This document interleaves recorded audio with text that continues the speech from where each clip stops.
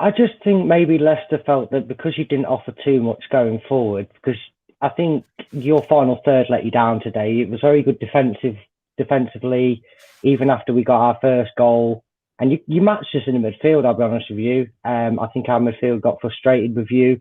And I think just that showing quality, like you said, I watched that first goal back again, and you see Fofana takes it off the toes of, I think, Wilson, had the ball, then he plays it inside to Evans, and the next thing you know, it's in the back end, it's at Jamie Vardy's feet, it's at Maddison's feet, and it's 1-0. And I think that's just where the quality lies. And I think when you throw up a very frustrating and a very determined performance like you did and dug in deep, that's the sort of moments you've got to take if you're going to be a top 6 Premier League side. And I think that was ultimately the difference today. I don't actually think you should be too disheartened with the performance, considering, like you said, Man City, Liverpool, and today you came in, and probably most fans would agree with you, I probably weren't expecting too much from it. Take a point here or there, be brilliant. And I think maybe on another day you would have warranted getting something from that game. I just think the quality in our midfield just outshone yours in the end.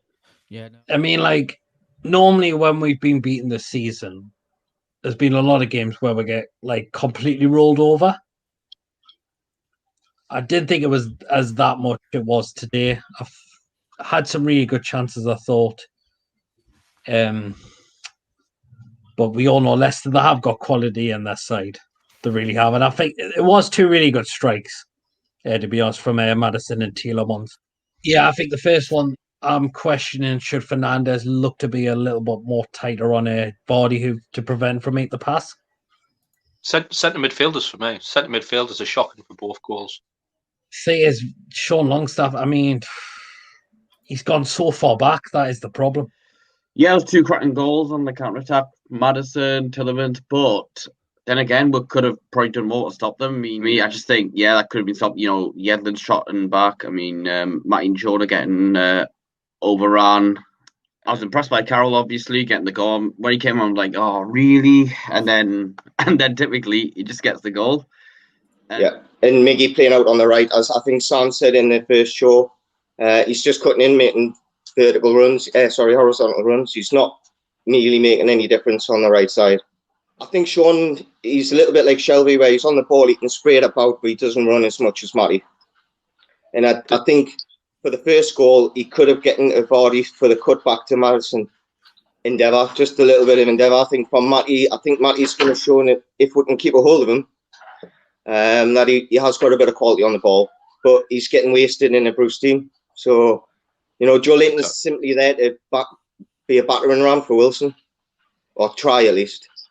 I think it's with Sheffield really are going to be. I think they're going to throw the kitchen sink at it. They're at home. They've not won all season. I think Shaw should come out the team for that type of game, because the amount of time he spends on the floor is quite impressive that he gets away with it, if I'm honest. So I think Fernandes, but Dummett, is he fit? He was on the bench today, so he should be fit. Sorry, I missed. I was busy with a little in, so I missed. But I'd like to see Dummett come back in, and I think maybe you can put Almiron on the left if he's going to start, having the 2 left footers, because Richie really didn't offer anything other than the last 10 minutes humping the ball up the top. That was really it. And Carroll, I must have said it to happen, because I said to the missus, if he scores here, I'm going to jump around like a banshee. And I was in the kitchen. I'd give up on the game. I came in the kitchen, and then my dad came through saying he scored, and I was like, yeah, well, must have come off his arse. But at least you didn't offer the buyer out if he scored. So that's when it's panic stations. So I wonder if he's going to make a move in this January transfer window. I know there's a lot of talk. I know someone brought up the comments about Chowdhury and Willems. I wonder if he's going to make a move, or is he going to trust his gut and think that this team right now, this team is going to bail us out? Because in my opinion, it's not. Do you know what I mean? I'm looking at the squad now. ASM is the biggest loss at the moment. Like, he gives you that little glimpse of something's going to happen. And if he's not even on the pitch, not even on the bench, forget about it. Like, I know we've got Wilson on the top and all the rest of it now, but Fraser's out. And Miron's getting played out of position. Might as well be playing left back, for goodness sake. Like, he's not a winger. He's not a winger. Get it through to your thick skull, you absolute fraud, Steve Bruce. He's not a winger. Play him in this number 10. I think he's got 10 on the back. Does Almiron wear the number 10, right? Yeah, I'm pretty sure he Biggest does. clue. That is the biggest clue. He's got 10 on his back. Play him in the role, and guess what? You might actually do something. Watch when he plays for Paraguay. Looks like Messi. Then he comes to us. Looks like Fabrice Pancrati or whatever his name was, who played for us. You know what I mean? Like, thinking little things like that, it's just woeful. And then we're trying to persist with players that don't want to be at the club. John Shelby doesn't want to play here, man. He doesn't want to play. Sean Longstaff's gone back. He might as well be at Pippin Blythe Spartans next season. Like, it's players like that. Just, they're really bringing down the standard of the club. I think sometimes maybe we should take a punt on some of the young players. They might bring something different to the team. Like, if you look at Arsenal, for example, when they Pippin rotated it and they brought in the likes of Smith Rowe and all the rest of it, people was like, oh my God. But that got a reaction out of them. Do you know what I mean? They weren't expected to play. Competition. They played well. So, competition. That's it. Competition for places. What do we do? Who's our competition? When we think when Joe Linton's having another shocker, who do we bring on? Andy Carroll. And again, fans, don't get gas because he scored his first goal in 22 years. No. Sorry. No. First things first, didn't expect much, which is obviously, I mean, I didn't expect much, so I'm not that bummed out with the loss, but I think the quality, I should be able to expect more from this club.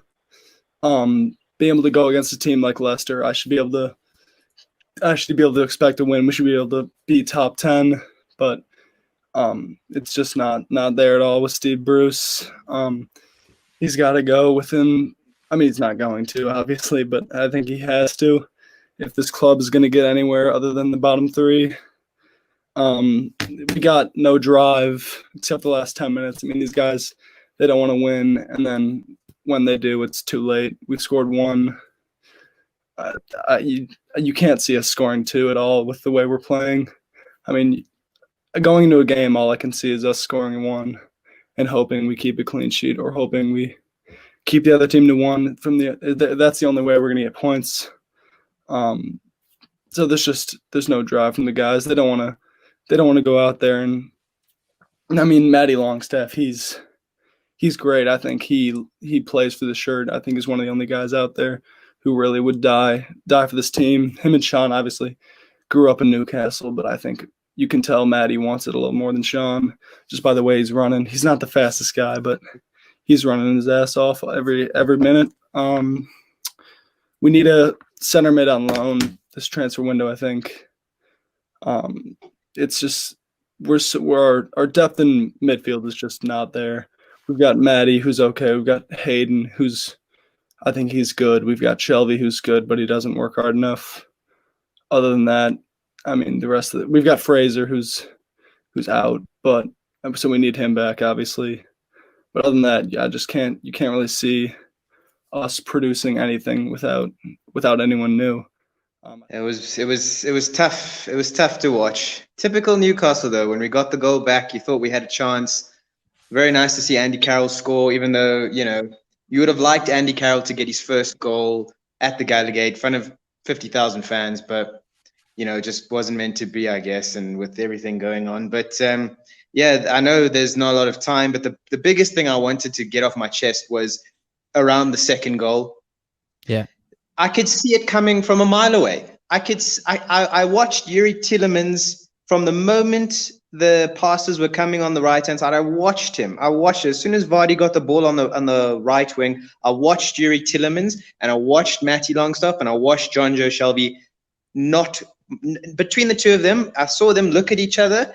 Are you taking him? No. Do you want me to take him? No. Okay, fine. We'll just let him go then. No, I'm sure he'll be fine. He'll hit it over. A player of Yuri Tielemans' quality, you cannot let him just walk onto the edge of your box and have a free hitted goal.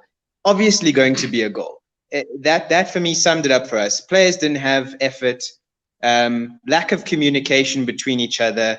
John Joe Shelby doesn't look like he wants to play for the club anymore, as we've said a few times.